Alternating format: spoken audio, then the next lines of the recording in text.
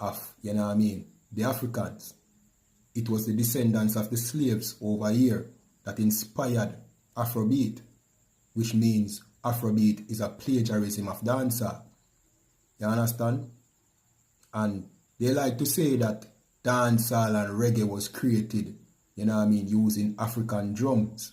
But when you listen to dancehall and reggae, you don't hear any African drums. African drums are some, you know what I mean, random madness that, you know what I mean, sometimes reggae producers, you know what I mean, put it in the reggae rhythm to make the rhythm more Africanized. You understand? And that is always done deliberately. But for the most part, reggae and dancehall has no African drums in it. You understand? Naturally. But the thing is, when we are taught that we are Africans, you know what I mean, we become ignorant of the fact that we are incomplete.